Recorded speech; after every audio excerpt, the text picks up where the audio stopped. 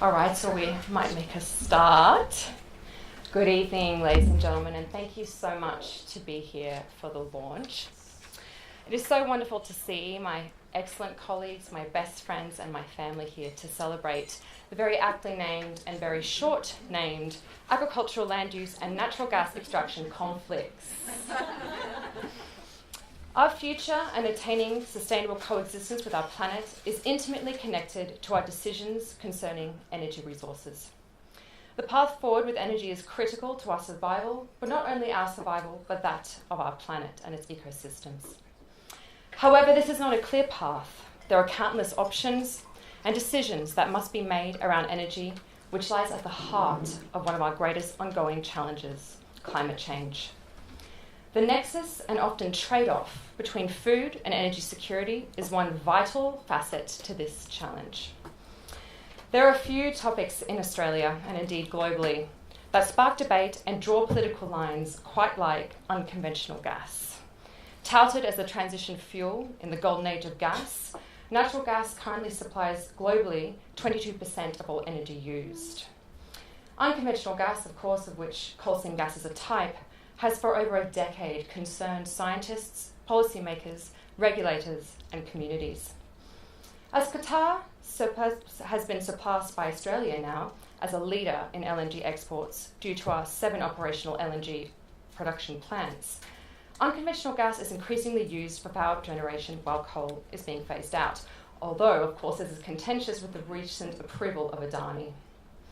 Yet, whilst Australia holds the crown as a primary export energy holder, Australia also holds the title as one of the world's largest exporters of agriculture, including sheep, beef and wheat, and is the intersection between agricultural land use and protection and energy regulation which forms the basis of this book.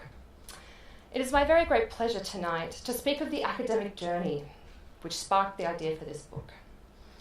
Although I have always had certainly a very strong passion for energy and natural resources law, this book really came about due to my love of food. In my early academic days, I was part of a research team in Queensland examining the impact of the increasingly weakening bargaining power of farmers and producers in the terms of the supermarket duopoly. And this pricing was what concerned the research project. And whilst I was travelling around Australia, well, really eating my way around Australia, and I sat across from these farmers, I found something very concerning, and it was something I didn't expect, particularly in Queensland. As I was sampling all of the food put on offer by these lovely farmers, I heard this troubling conflict that had emerged. There was this concerning proposition from farmers in Queensland. They would say to me that if prices for their produce don't increase, we will have to open the gates to gas. I felt this was something akin to gambling. I knew coal seam gas was quite understudied at the time, and the technology to extract it through hydraulic fracturing had a very concerning history of earthquakes, contaminated water tables, and scarring the landscape, particularly since 1991 in Texas, where hydraulic fracturing was commercialised. So this opening of the gates to negotiate gas licences on prime agricultural farmland seemed like rolling the dice to me on not only future viability of soil fertility, but on our future food security. It also seemed to be a system, much like always is the case with gambling, where the house always wins, as individual farmers were in a weakened bargaining position due to the information asymmetry and the complex lack of veto power that farmers hold.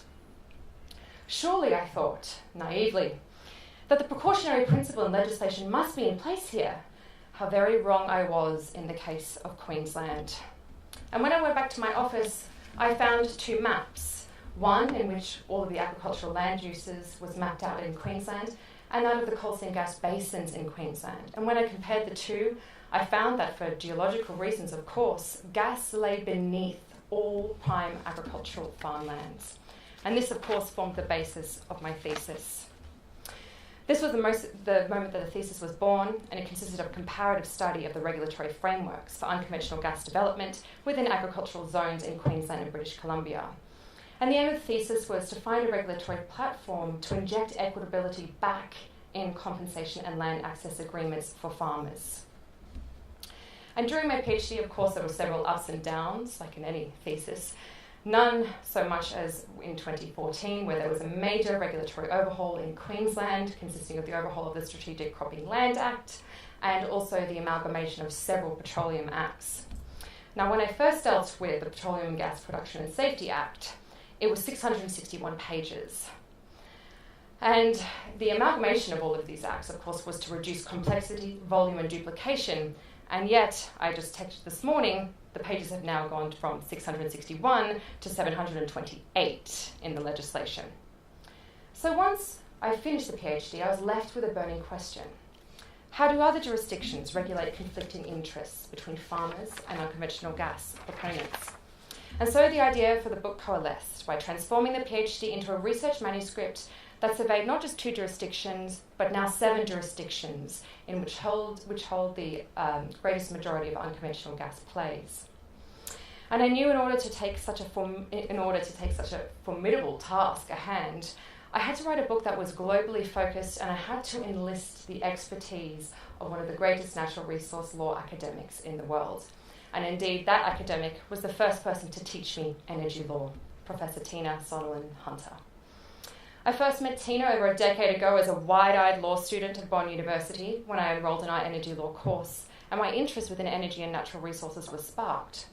Tina had the foresight to know, all the way back then, in fact far before I did, that I was destined to be an academic. My assessment in the form of an assignment on the CSR effort of mining companies in the UN Global Compact principles, which was supposed to be 4,000 words, of course, and ended up being 12,000 words, was marked by Tina, in which she wrote in big red letters, "This should be published." And so I did. Promptly after finishing my law degree, Tina then informed me, "It is now time for you to do your PhD." And so dutifully, I did. And finally, the roles were reversed when this book came to par, and we sat down last year to pen the book together, where I invited Tina for you to be my co-author, and dutifully she complied.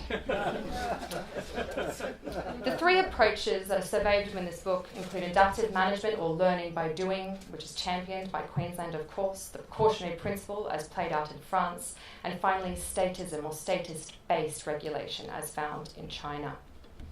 For some countries, it became evident that the choice between agricultural land and gas is easy. For others, there's a need to have both. But this raises another more important, pressing question.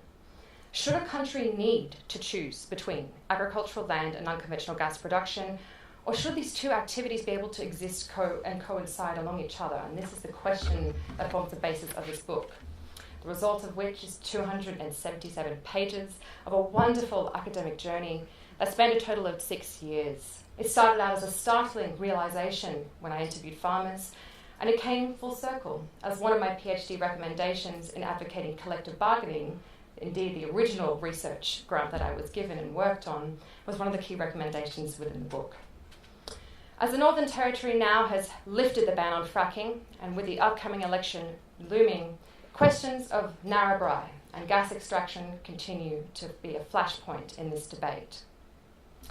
The book is dedicated to the land and the brave farmers who have lost their lives fighting for it.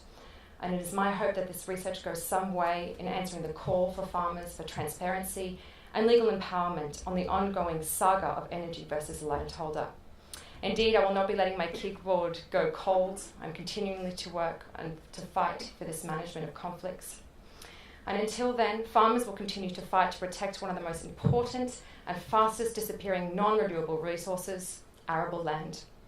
And it is high time that states consider joining this fight too. It is my great pleasure this evening to introduce our first commentator for the book, Bob Pritchard. Bob is the Executive Director of the Energy Policy Institute, Managing Director of Resources Law, and expert on all things energy policy. Bob was the founding chairman of the section on Energy and Resources Law of the International Bar Association, and he served for 9 years on the Financial Committee of the World Energy Council and is a former member of the Advisory Committee of CSIRO on the Energy Transformed Research Flagship. So please welcome Bob.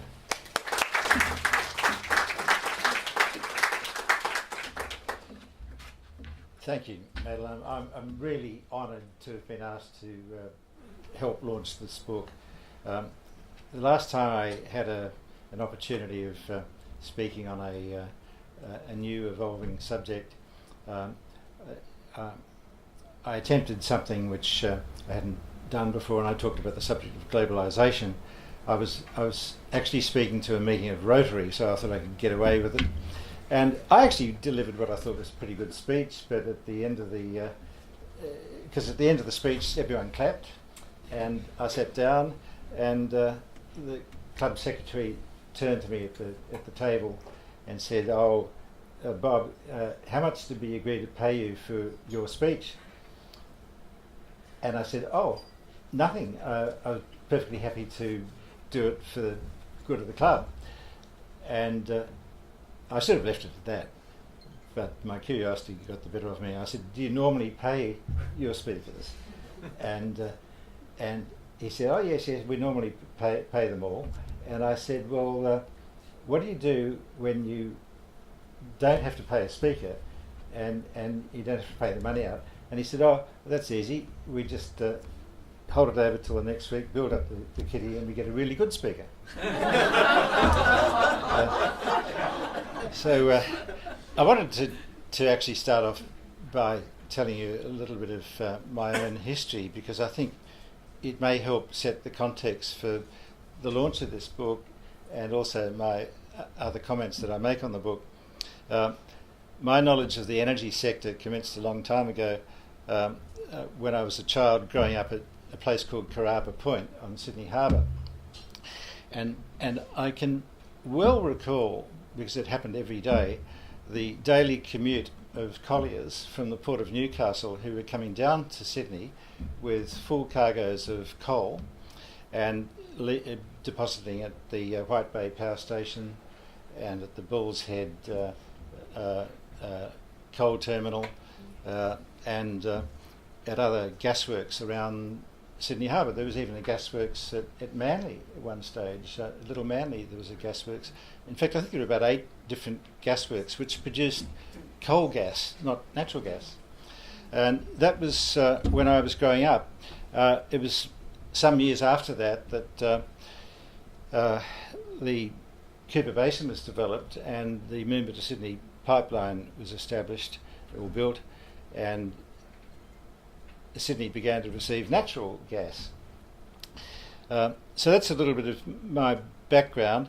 I wanted to say to you, though, that we're talking about policy today, and as well as law, and we'll get on to the distinction in a minute, but the importance of policy was emphasised to me by my early years growing up in Sydney, by my introduction of all things to religion. In my suburb, Christian was the only real religion. Most worshippers were Church of England or Anglican, and the others were Catholic. And the difference between the two was striking to me even as a child. The Anglican minister was a dour sort of gentleman who went about his work quietly in the community and obviously preached in a very emphatic and very authoritarian tone. The Catholic priest, on the other hand, was the complete opposite. A gregarious Irishman, smoked, drank. We'd see him at the rugby on the weekends and afterwards. Just a totally different character. Needless to say, these two didn't get on. And at one point, so I'm told, they found themselves following a civic gathering on the front steps of the local town hall, and the priest turned to his Anglican counterpart and said, "Look, Reverend, we shouldn't go on like this, being enemies. We've got so much to contribute together. We're both involved in upholding God's law." And the Anglican minister looked him straight in the eye and said, "Yes, Father, but you do it your way and I do it his." So that gives you an example of the tensions that were apparent to me even at a very early age. Turning to this book, this is a really stimulating book by two very distinguished Australian scholars, and a work that they've dedicated, as Madeline said, and I repeat it, they've dedicated it to the land and the brave farmers who've lost their lives trying to safeguard it. I don't think there's many lives lost, but any loss of life is of course of concern. Certainly livelihoods have been affected, and there have been economic consequences as well. So this book is concerned with the contest between two fundamentally different industries, both very important industries. One's agriculture and the other one's energy. And it's their struggle to coexist, and that's what the book addresses. Many current, contemporary questions jump out at you when you read this book for anyone that might be an interested stakeholder or concerned about stakeholders. And I made up a list of what I thought were the 10 main issues that jump out for consideration. I'll just run through those very briefly. 1, who was here first? 2, what do these land grabbers want? 3, how long will they stay around?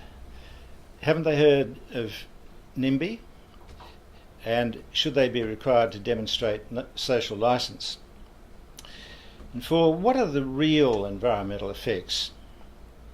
And 5, will other domestic or international parties become involved?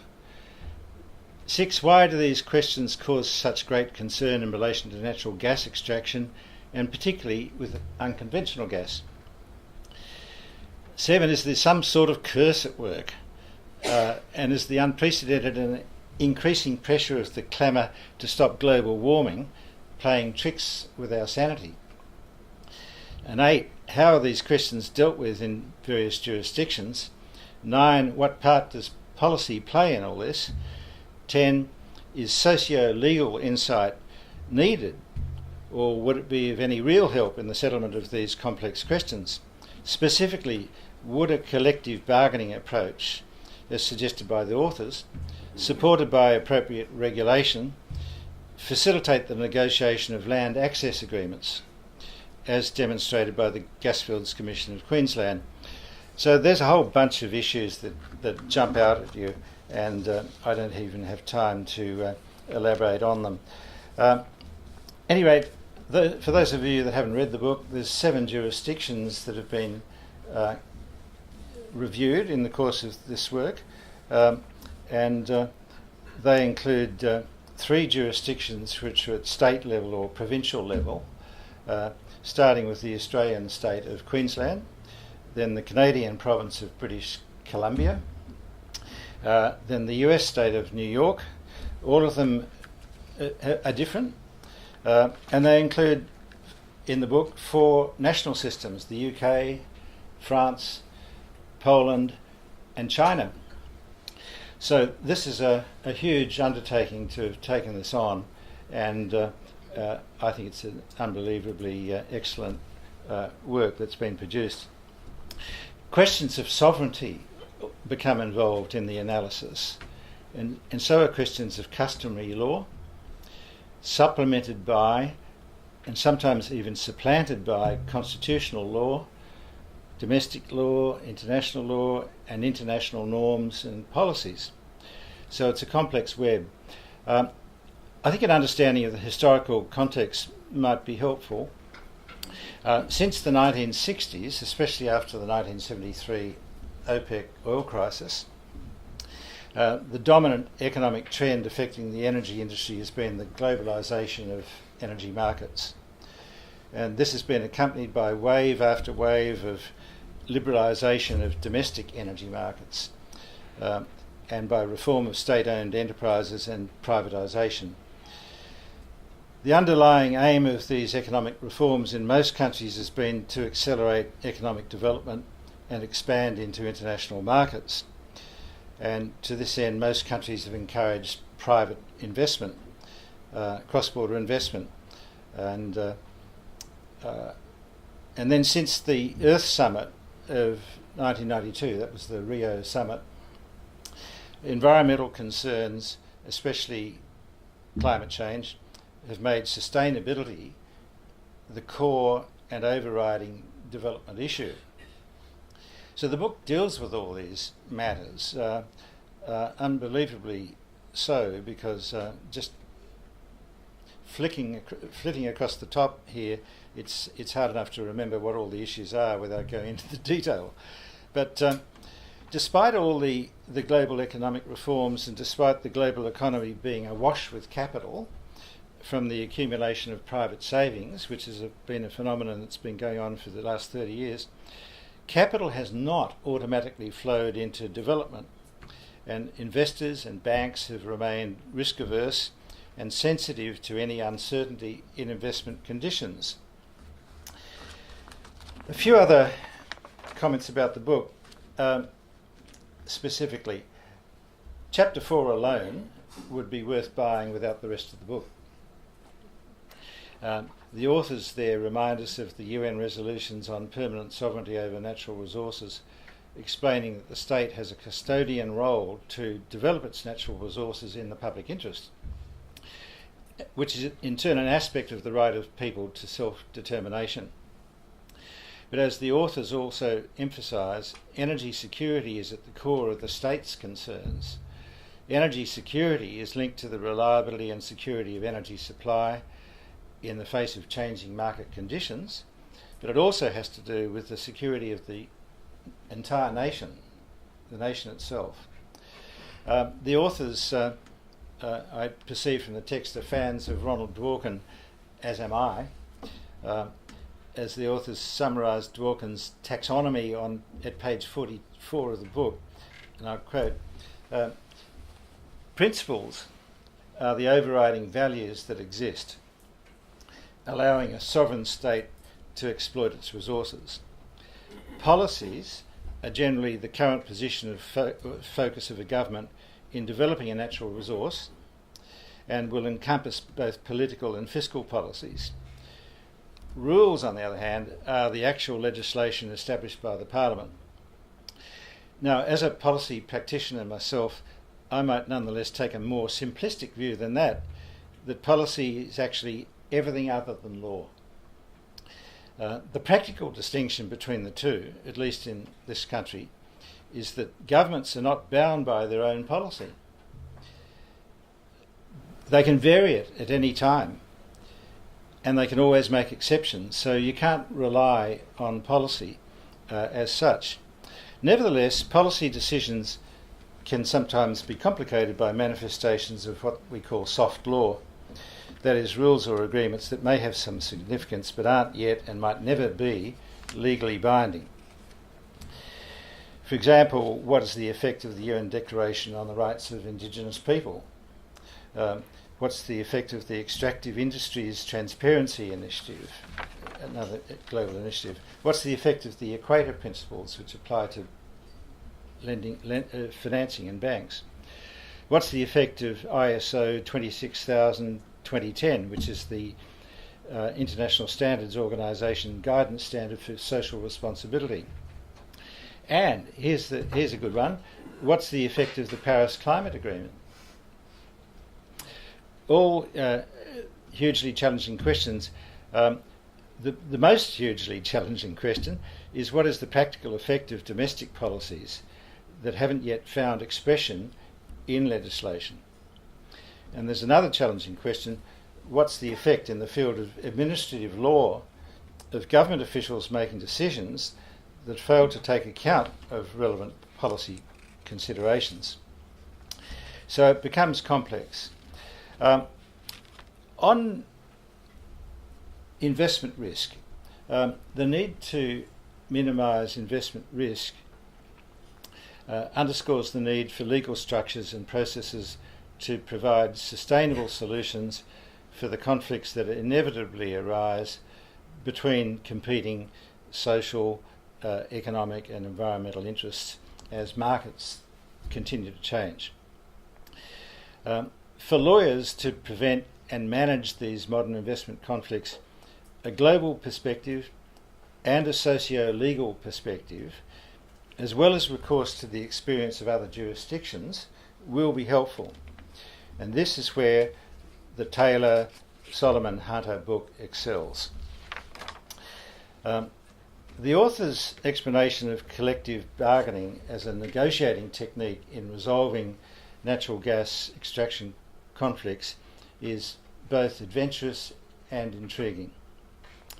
Investment risk minimisation is a field that can't be entirely learned in universities. It demands actual experience. The modern energy lawyer must therefore be a socially, culturally, environmentally and technically alert person who's able to adapt to the interplay of political, social and market forces. And the more an energy lawyer understands about the way those forces work, the more effectively he or she will be able to offer objective solutions to meet the challenge of the interplay of these forces and assist industry participants and landowners to minimise investment risk, to avoid unnecessary conflicts and negotiate sustainable long-term relationships.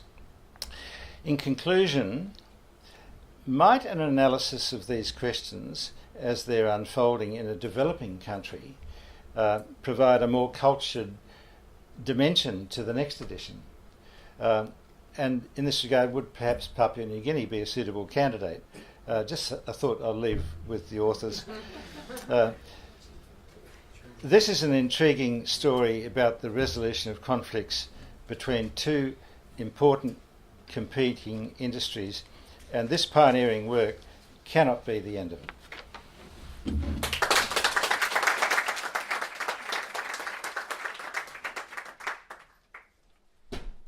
Well, thank you, Bob, for such a exhaustive analysis. That was wonderful.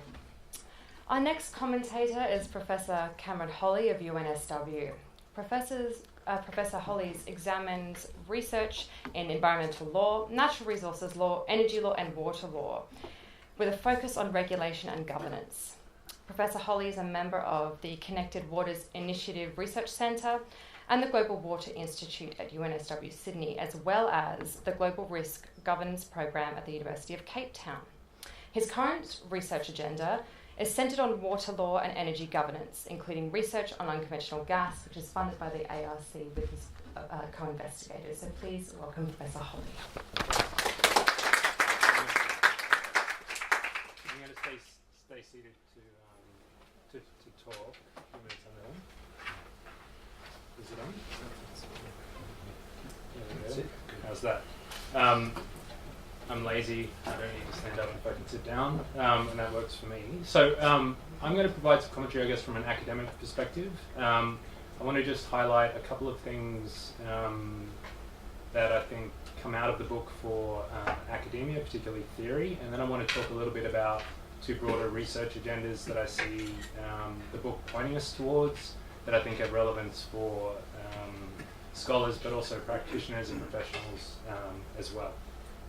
So I guess just to start, a very short overview of some of the key points. I'm being told to talk up. Short overview of some of the key points that I see in the book.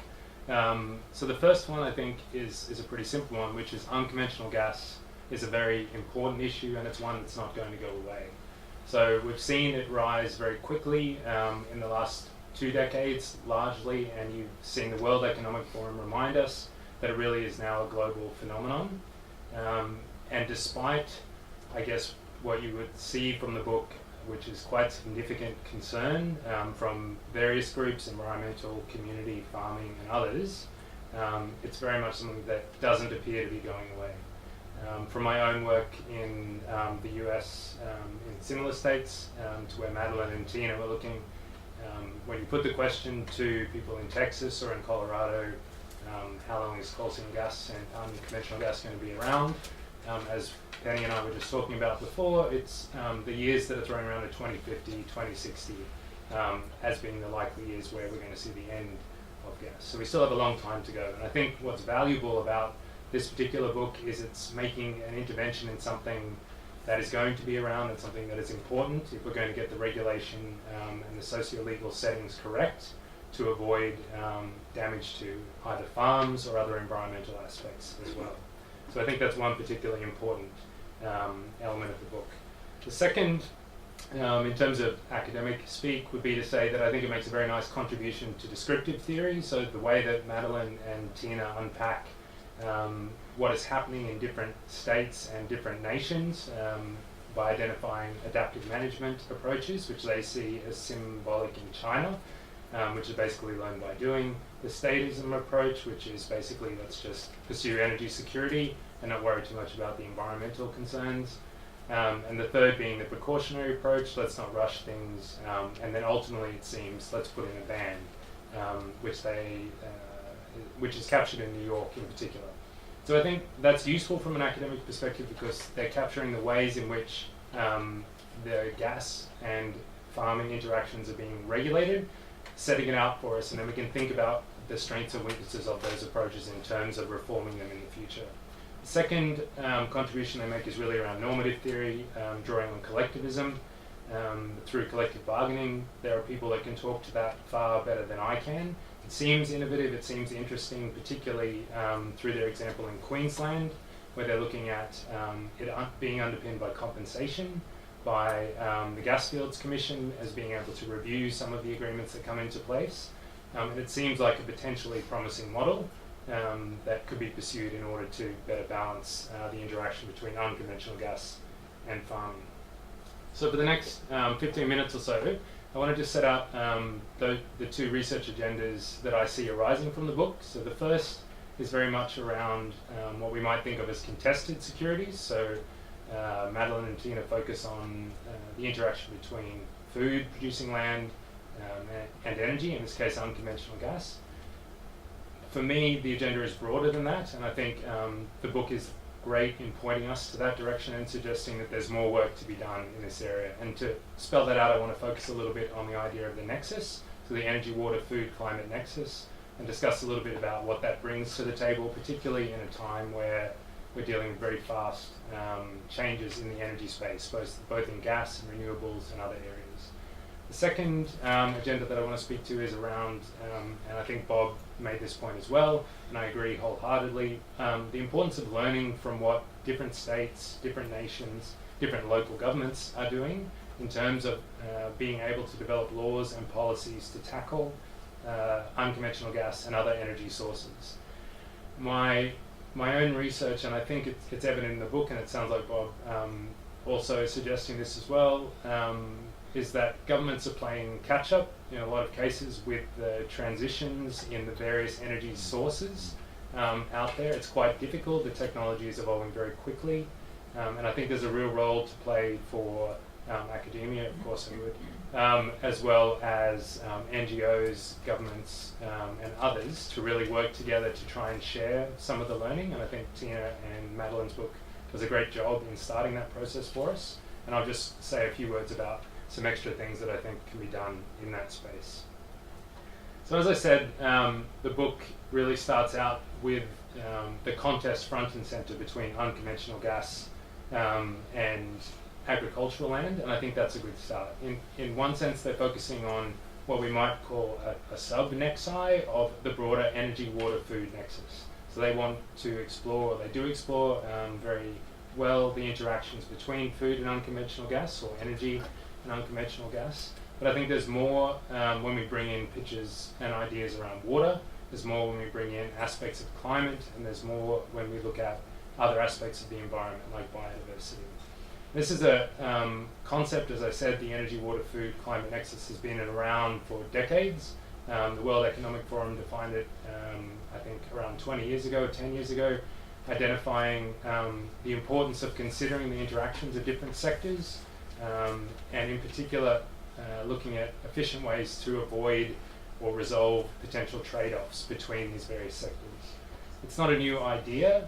So for those in the water space, integrated water resource management has been around for even longer. But what the Nexus concept brings to the table is it takes a more value neutral position, or so it would purport. So with ideas of integrated water resource management, water becomes the central focus. With food security, food becomes the central focus.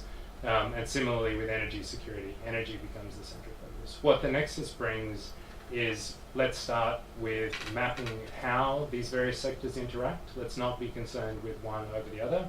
and then we can bring in our value propositions afterwards to determine how these different sectors should be balanced or resolved through legal and policy systems. So, as I said, I think the book does a really great job in starting and focusing on some of those sub-nexi, and I just want to spell out why I think it's particularly important as we transition to renewables.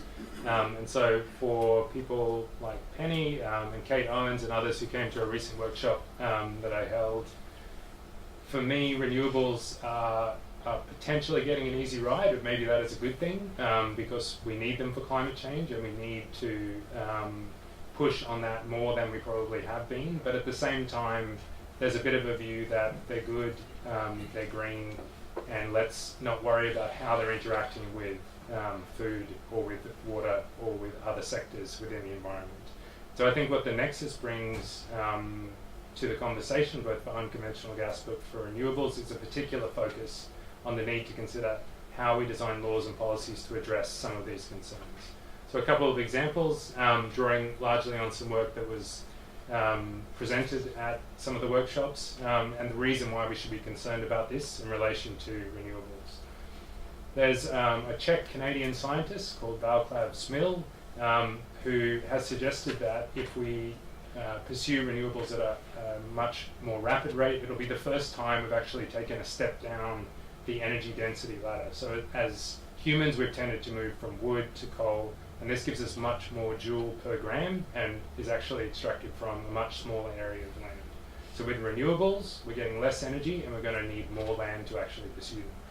Again, very important for climate change, but Professor Smil says that we will need up to 100 to 1,000 times the amount of land than we currently use for fossil fuels if we're going to have wholesale renewable energy provided and to fuel our society.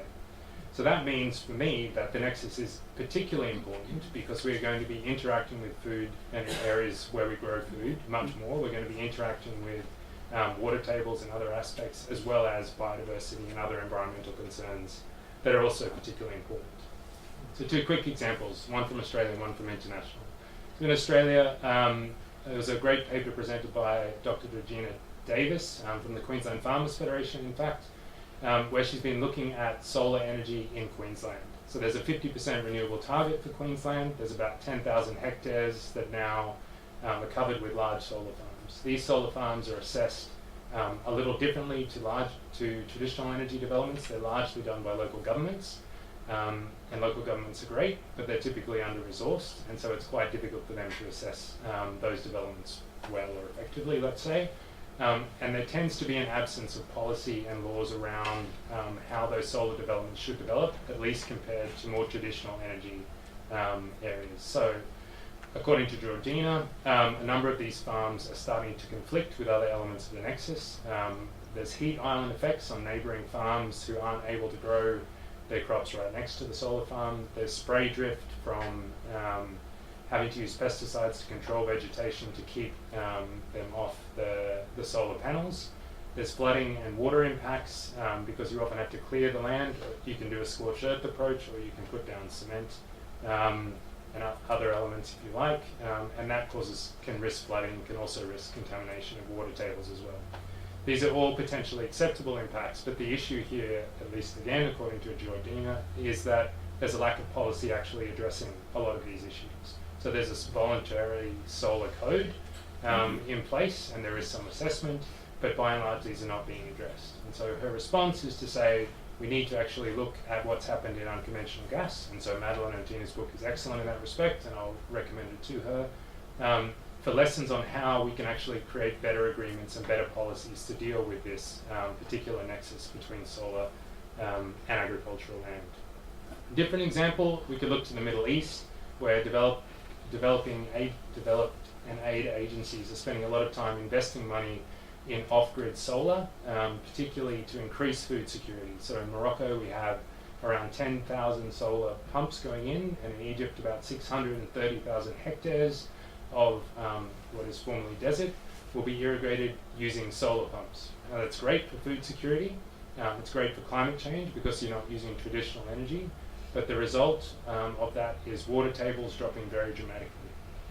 So my colleague Albert Klosses has been looking at this and thinking of ways in which law and policy should be addressing it. Unfortunately, it's not something that's been front and centre, so the nexus has been ignored in this particular instance due to those other competing demands. But one suggestion is you do feedback incentives, so farmers can sell the electricity back. So rather than just trying to pump everything out because it's free, essentially, if they've got an incentive to feed that electricity back onto the grid, then they're less likely to pump and draw those water tables down. There are many other examples we could look at. Offshore wind, the co-location of aquaculture would be another example of where nexus considerations could be brought in, particularly around linking food and renewable energy developments. But for me, the book is pointing us in this direction, and I think it's an important one and one that is potentially overlooked at the moment. So very quickly, the second research agenda that I think Bob has already mentioned and has been reinforced in the book is the need for governments to learn from the various, what are essentially experiments going on around the world in how we regulate these industries, both unconventional gas and other energy industries. So as I said, the technologies are advancing quickly, even in the unconventional gas space. Now, as I understand it, they can have a single well pad and put down multiple spears up to 5 kilometres underground, spreading out across farms. And that radically changes the way that you would regulate unconventional gas. So before, and Madeline and Tina have spelled this out, you would be very concerned about the potential impacts on multiple farms, but now you may only need one farm, and everyone can just focus on that particular area. Related to that is a similar issue around those renewables and other aspects that I said, thinking through how states in a federal system or indeed nations can learn from each other. There's a large body of academic work talking about the need to pursue experimental governance, which basically talks about learning and sharing learning between governments. And for me, this was really brought home doing work in Queensland, where I spoke to a former government officer about why they adopted the adaptive management approach. And it's not to say this is the only possible explanation, but I'll just read you his quote, which was to say, we didn't know what we were doing, we were playing catch up all the time, it was reactive, flexible, and as things unfolded, we said, oh shit, we better do that. The bureaucracy wasn't ready to deal with it. We didn't learn from the US experience, we learned from first principles ourselves. And that is fine. So the first principles approach has a lot to say for it, but potentially they could have fast-tracked how they approached the regulation. They might have taken precautionary approaches. They might have learnt from what Colorado did with coal bed methane, for example, but they didn't. So for me, there's a missed opportunity there. And when you look to the US, there's a nice group there called Stronger, which is an NGO, but it's made up of energy experts from industry, as well as regulators and as well as environmental NGOs. And they sit together in an NGO and they've developed guidelines on how regulation for unconventional gas should occur, so basically best practice. And then they've taken that and they go to each state within the US that has unconventional gas and say, can we review what you're doing? We'll do that for free. We'll let you learn from our guidelines and we'll tell you what you're doing bad and what you're doing well. And then according to them, they say that improves state responses and the approaches that they take, because they're able to learn from what their colleagues are doing in other states, and they're also able to learn from those experts and industry people. So for me, that's another nice example of how bodies can help governments upskill and also help create transparency around how we can approach different laws and regulations. And I do think there's a role for academia in particular to work with different groups and bring that skill set, particularly from work like Madeline and Tina have done. So I guess in conclusion, what I'd say is it's a great credit to Madeline and Tina to point us in that direction of the need for more research on nexus issues and the need for examining greater governance laboratories and experiments to share that learning. And I thank them for the opportunity to talk.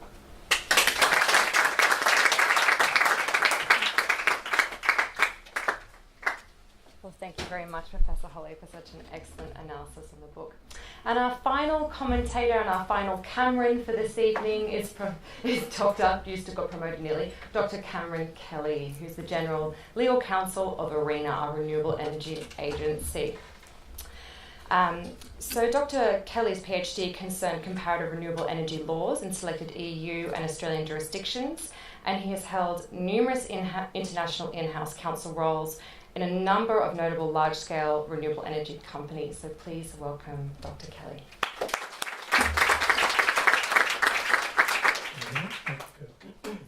Thank you, Madeline. So I have the enviable position of two things, taking the book as read and having the benefit of the insightful analysis from my two colleagues here. So I'm going to take the full benefit of that and not dive into the detail of the book. So I suspect my fireside chat now will be slightly briefer than my colleagues. I just wanted to, I guess, structure my chat along sort of two lines. Firstly, just to sort of comment on the overall structure of the book, bearing in mind that it has already been analysed and dissected in great detail. So that's sort of the first ling that I wanted to talk about. And then secondly, and perhaps slightly more controversially, to raise a couple of questions, given that I'm the renewables guy in the panel. So first of all, the book itself. I mean, and I agree completely with Cameron and Bob. I mean, I was fortunate enough to receive a copy of the book from Madeline fairly recently, and I dived into it because it represented a nice change to the types of law textbooks that I read generally, which don't deal so much with concepts of thermal energy and conventional energy, but deal more with, let's say, slightly more esoteric topics around renewable energy.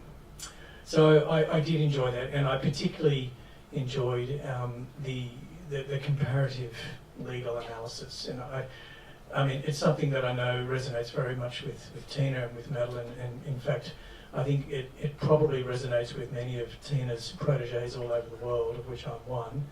And I think for this type of book, it fits really, really well. For those who sort of don't know the history of comparative legal analysis, I believe that it started with a society back in the early 1900s in Paris. A bunch of French legal academics got together and decided that this was an approach to the discipline of law that was worth pursuing, and it sort of evolved from there. I mean, from my point of view, when you're looking at a conundrum, and let's call it the nexus between water, climate change, food security and energy security, which is broadly applicable to multiple jurisdictions around the world, the analysis of that conundrum by way of comparative legal analysis is particularly suited to that task. So I commend the authors for approaching it in that way, because I think that the net result of that is that you have this compendium of different approaches, some of which are working well and some of which are not working as well.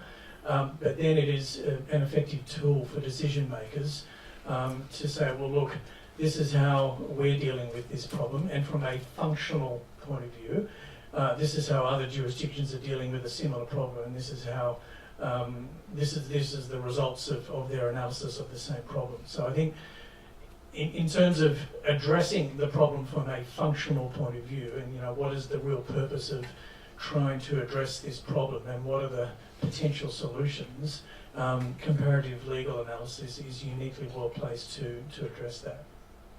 I did find it very interesting in the book to compare and contrast adaptive management here in Australia, in Queensland, with the precautionary approach in the US, and perhaps also evidenced in the UK with the more statist, heavy-handed approach in China and also in Poland. I found the discussion on Poland particularly interesting. I mean, Poland to me seemed to have a marvellous and unique opportunity, particularly given the potential of its resources, and yet for a number of reasons that never really occurred.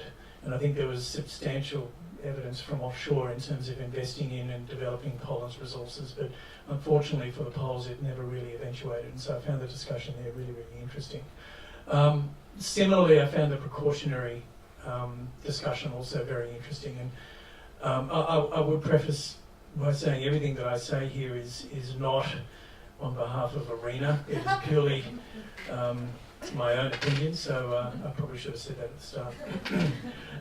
But myself personally, I do find the precautionary approach is something that resonates with me in particular. If you look at the Conference of the Parties, I think the last one was number 24, which ironically was in Poland, December last year, if I recall. And you look at the outcomes of that, vis-a-vis where Paris is and what the world is trying to do with respect to Paris. I think it's safe to say that one of the main outcomes of COP24 in Poland was a realisation that there is a lot to do if we're going to have any chance of getting anywhere near what Paris is mandating us to try and do in terms of the 2-degree reduction guideline and with any luck getting us to 1.5 degrees. Part of the reports that came out of Poland, I think, was articulated quite well by the IPCC and also the World Health Organization, and that sort of looked at in close detail the whole range of medical effects and medical problems, and I'm sort of drifting into my second part of my talk now, that people, individuals, farmers, whatever you might like to categorise them as, must contend with, given that they're co-located with coal seam gas and fracking operations. And the figures that I saw when I was reading the article today was in the US there's something like 18 million people that are now living effectively in a contiguous or co-located manner with fracking operations. And it begs the question, how is that going to play out in terms of the environmental / medical effects of those fracking operations over time? In terms of, I'm not just talking about the often underrepresented fugitive emissions of fracking and coal seam gas, which, by the way, in terms of looking at methane, is a far more potent greenhouse gas than carbon dioxide. But also the long-term effects to those individuals. And I don't think that we should look for guidance from documentaries like Gaslands, but nonetheless, it is something that has been picked up here in Australia with Doctors for the Environment. And so I think that in fact, we received a submission from Doctors for the Environment on this very issue, which says, they're advocating for a complete stop to all coal seam gas operations in Australia on the premise that the unknown medical effects from the operations of coal seam gas wells with respect to people who are living in a co-located manner is something that is very, very serious, but at the moment unquantified. So, perhaps, and arguably, are we perhaps moving towards more of a precautionary principle in Australia? Perhaps in some states in Australia we are, and perhaps in some states we're not. And I don't have a particular view on that, but I found that discussion very interesting. So, and just on the statist approach of China, well, I've actually worked in China quite comprehensively, doing a number of projects, carbon abatement projects over the years, and so I have first-hand experience of how the Chinese government works with respect to these sorts of projects. And again, this is just my opinion, but when it comes to China, when they say they want to do something, they do it, and they move with incredible speed, and they get it done. And that's certainly demonstrated in the current 13th 5-year plan, where they say what they want to do with respect to their domestic gas operations. It certainly applies with respect to China and its renewable ambitions. So I think, overlaying all of this, one of the other parts to this puzzle is the conventional wisdom, and I'm going to sort of throw this out there, the conventional wisdom is that gas is the so-called transition fuel as we move towards this nirvana of renewable energy, nirvana for some, not anarchy for others. My query is, given the incredible rate of decline in the levelised cost of renewables, and particularly renewables firmed up by storage, whether it be pumped hydro, batteries, etc. I mean, just over the last 18 months alone, we've seen a 60% decline in lithium-ion batteries, which are now being deployed at utility scale for all manner of renewable energy projects. I guess the question that I have arising out of a book like this is, given the premise of the book is that gas is the transition fuel and will, be in place for the next 40, 50, 60 years until we get to a point where renewables become more cost effective. I'm wondering whether that 40, 50, 60 years is in fact a realistic assessment. My view is that perhaps it's not, perhaps that's a bit conservative, and we might get to a point where a greater penetration of renewables is occurring within that time frame. But nonetheless, the conundrum of that unresolved nexus between climate, water and energy, and how we sensibly extract gas remains. And so I would agree with my colleagues that this book is a very sensible and credible and excellent addition to the debate.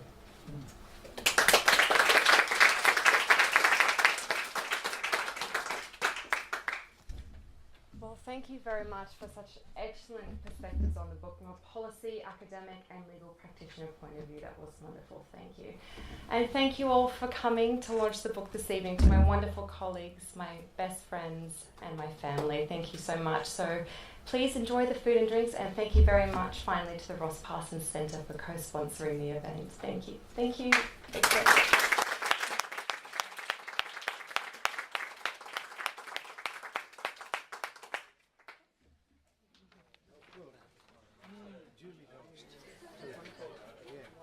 Anyway, they must introduce me to your family. Yes. What family is they? This is my younger sister or mother.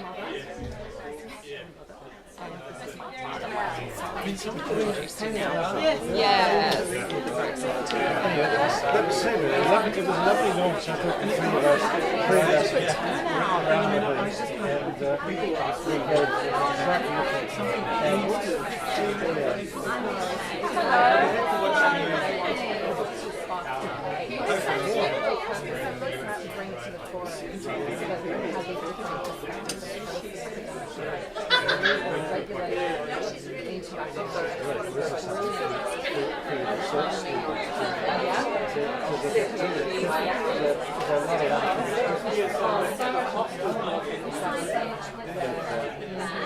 when I was standing, it was our I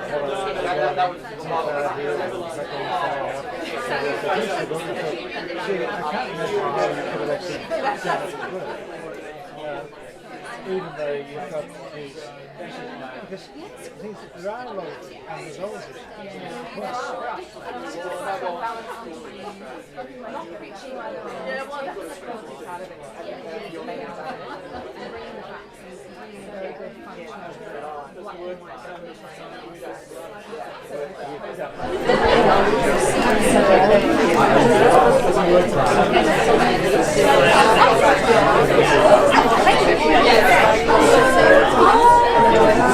Thank you.